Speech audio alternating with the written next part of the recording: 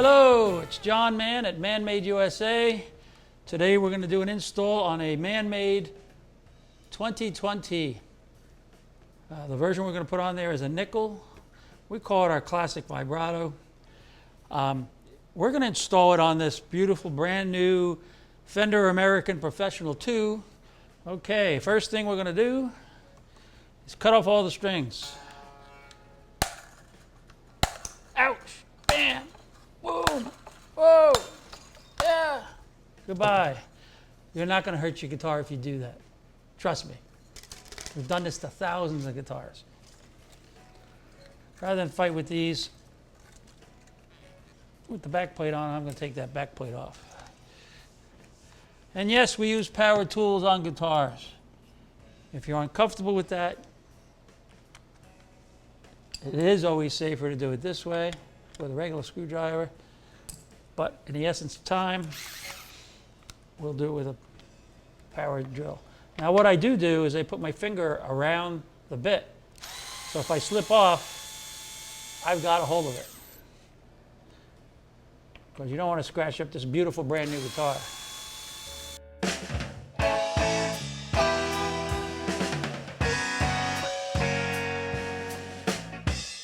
Okay. One cover taken off. Now we have access to the block. And we're going to poke these all through. And pull them out. One of the things I noticed right away, they're only using 3 springs. We provide 4.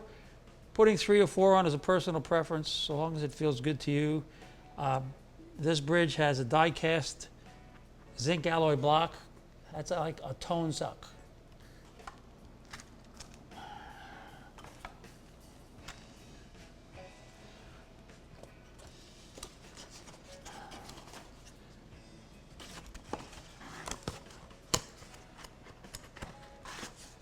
All right.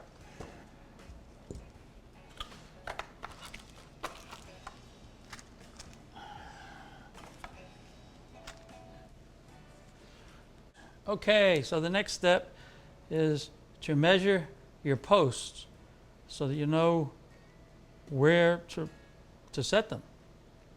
All depends on what you want to do with this guitar. This guitar came with the bridge decked. The back end of it was tipped ever so slightly, but the front of it was decked. So we want to measure from the face of the wood to the top of the post, and that's 1/4 inch. Now, if you don't have a digital calipers or dial calipers, you can use the same scale.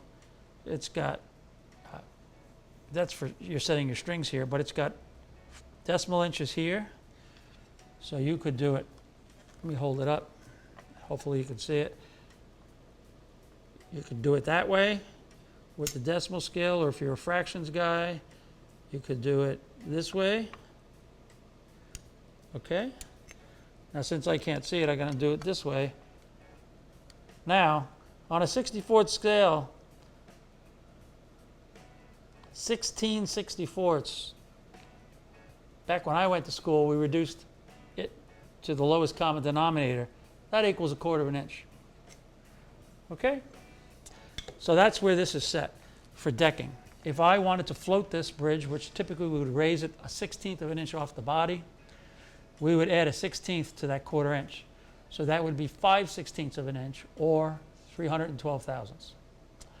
All right, now I believe you could use these existing posts, but I want to take a look at them and see how they're machined compared to the ones that we include in our bridge kit.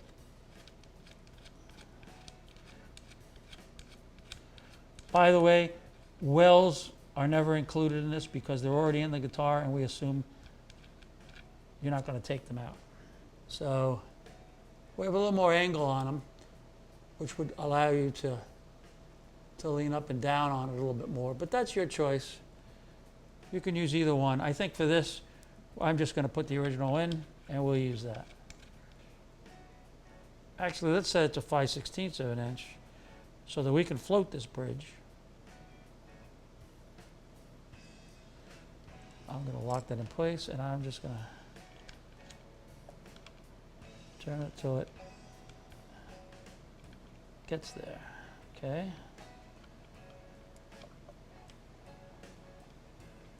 Now I'm going to measure each one so that I didn't know I did it right.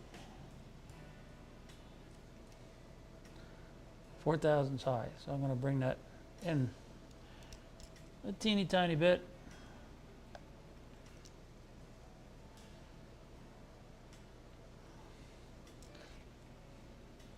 It's very touch sensitive, 315. I mean, an 1/8 of a turn, a 1/16 of a turn is probably all you need. You could chase your tail on it. 315, that's good. That's 3 thousandths high. That one's way low.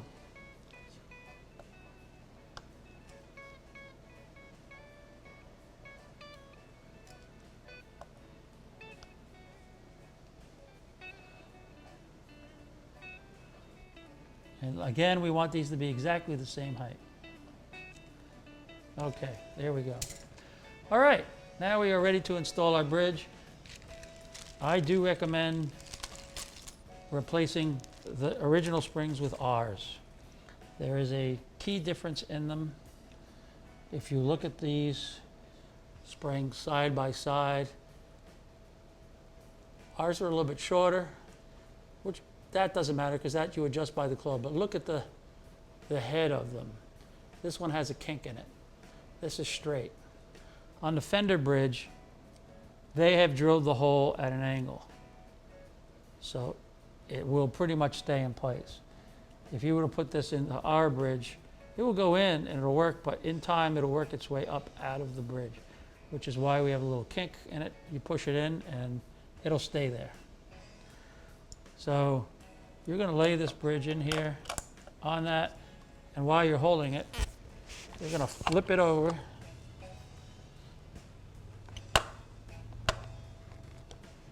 and grab it and sit it right on the table.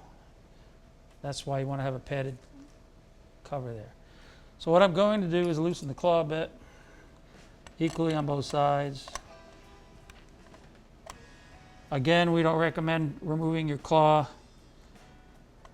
I don't think there's enough mechanical or sonic benefit to doing that.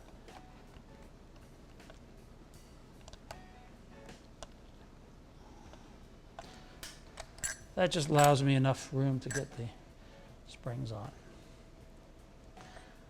So I'm going to put the spring in there, and I'm going to get my punch, which is ground flat. You could use pretty much anything that's flat, and any kind of hammer. I use brass hammers for this work, and we just tap it in. And if you'll see, it's bottomed all the way up into the bridge. And that's seated right. So you can take a small screwdriver like this, get it under the spring, and hook it on there like that. So I'm going to do the 2 outside ones first.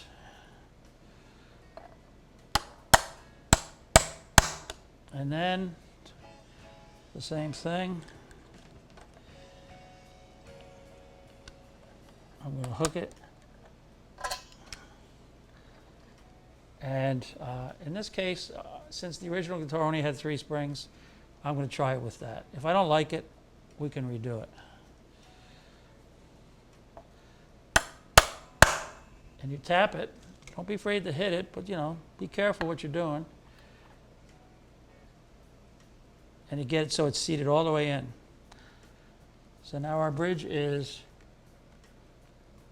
on there and it's decked. In this kit here, we included the instructions, which you should take the time to read. It's very important. It tells you everything that we're doing here right now, but again, I can't emphasize enough.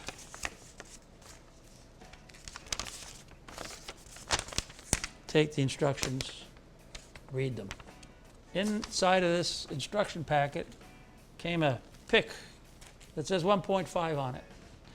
That's a millimeter measurement. Really thick pick. Bass players love them. What we use it for is to help you set the claw so that the trem bridge can float. And I got to get my arm out of this box.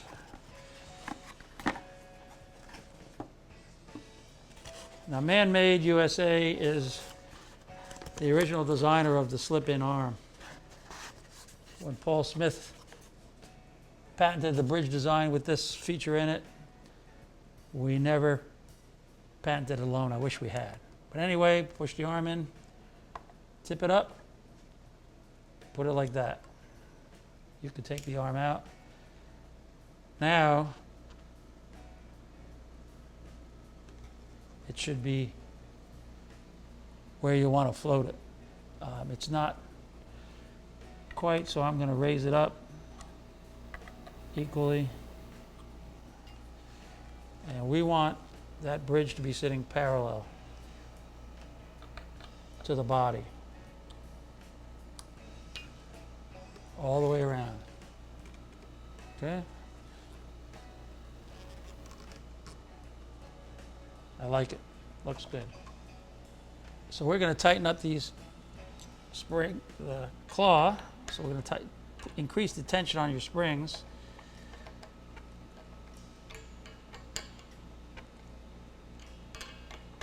And for the time being, you want this to be parallel, meaning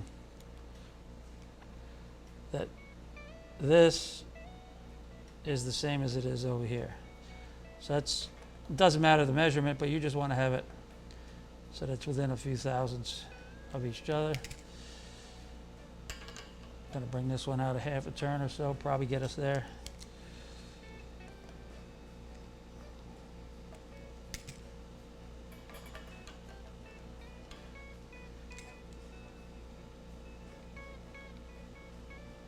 Okay, we're good. So this bridge is now floating in equilibrium. When we put the strings on, you're going to see some cool things happen.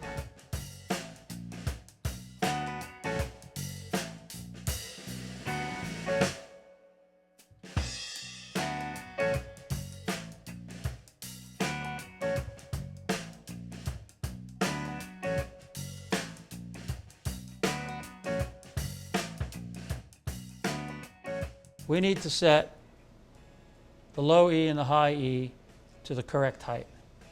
So to do that, I do want to tune that up to pitch just so that there's no risk. And it doesn't have to be perfect. It could be flat, but close enough. This way, when we check the string height at the 12th fret, we know what we got. And on the bass side, you'd like it to see like 90 thousandths. All right, so I'm going to raise the saddle up a little bit.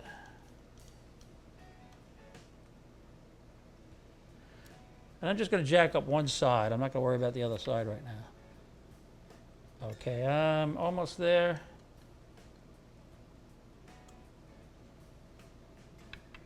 And this is personal preference, but this is typically the manufacturer's spec. Now, when you do this, you want your saddles sitting parallel to the bridge plate. You don't want the saddles in an arc. That's not how you do that. That will cause you intonation problems. It'll cause you tuning ability problems. So where you're checking the radius is right at the string. So it's only at the center of each saddle. So you want the saddle to be flat. And I always do this with guitar on my shoulder.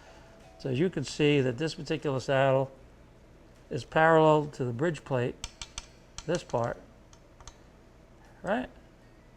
The same thing to the high E.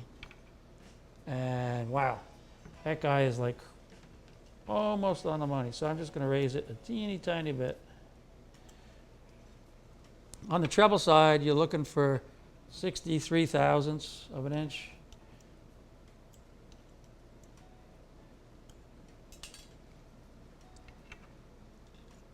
And that's like perfect, okay? I want to make sure that that saddle is sitting parallel, and it looks like I've got it nailed. So the next step to do is to find out what radius your neck is. You can look it up on the manufacturer's webpage, or if you have a scale like this, a gauge like this, you can check it. So you put the strings in the slots and look at what it is. And I typically would do it at the 12th fret, and this is a 9.5 radius. And just for fun, I'll go down to the last fret. It's still a 9.5 radius, so this is not a compound neck. So we are going to use this gauge, which is a radius gauge, and we're going to use the 9.5. With these other strings kind of under tension, but not super tight, you want to take your radius gauge, and I find it easiest to do this way. I'm going to raise each saddle up till I just comes up and touches this scale.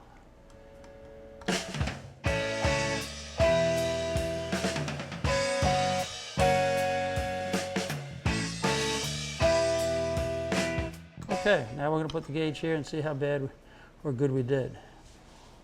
All right, I can see that my 5th string has to come up just a tiny little bit, as does the 4th string. Again, keeping an eye on making sure that the saddles are parallel to the bass. And you can go back and forth and tweak it till you're satisfied with what you got.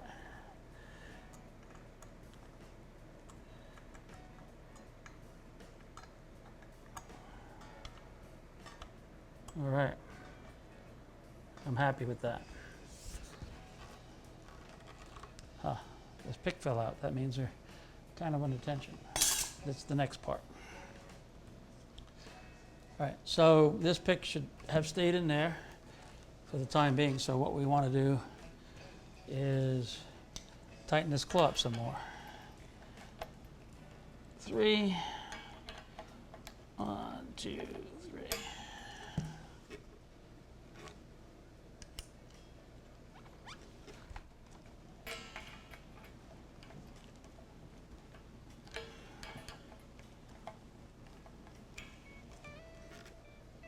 Yeah, okay.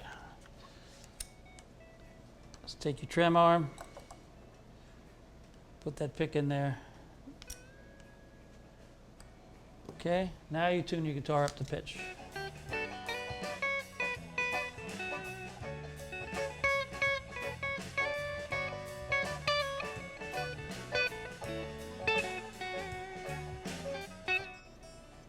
Now with a floating tremolo guitar, you tune it up. You've got to tune it up again, usually 3 times with a new set of strings.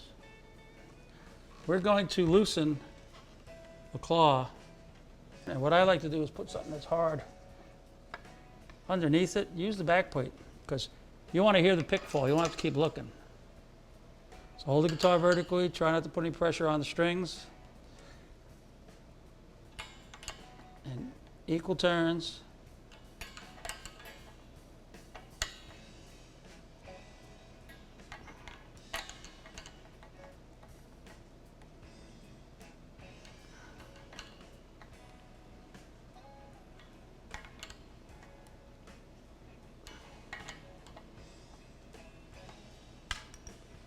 Pick fell out. Did you hear it? There it is. Now look what happened. Our bridge is perfectly parallel to the top plate. That is way faster than doing it, looking at it, looking at it, doing it.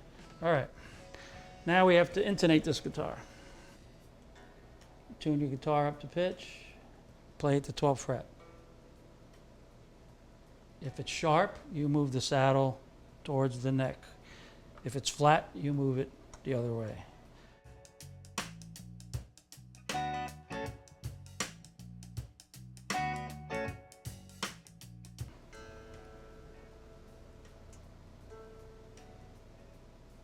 That one's a little sharp. So move the saddle back.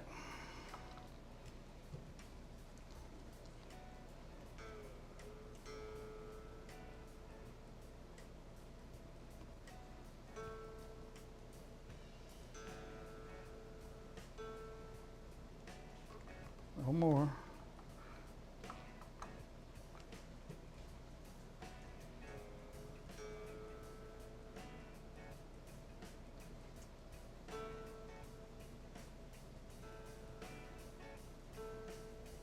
That's good.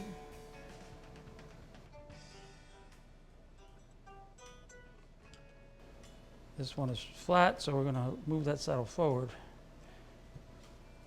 That's the B string.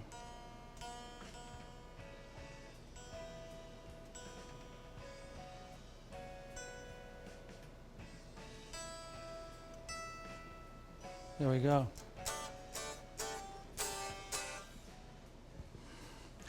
And just double check your action.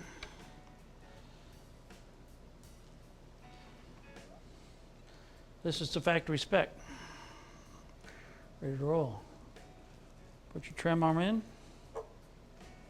Now, this is flopping around a little bit, so you could take the other Allen wrench and tighten it up a little bit, just to however you like it.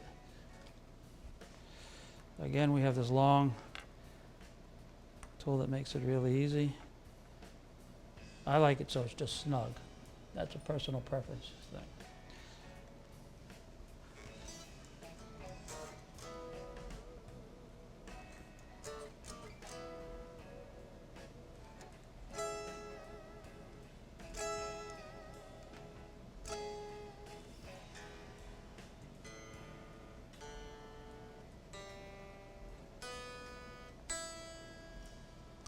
Guitar's in tune, stays in tune after using it. I hope this video helped you successfully install your guitar bridge.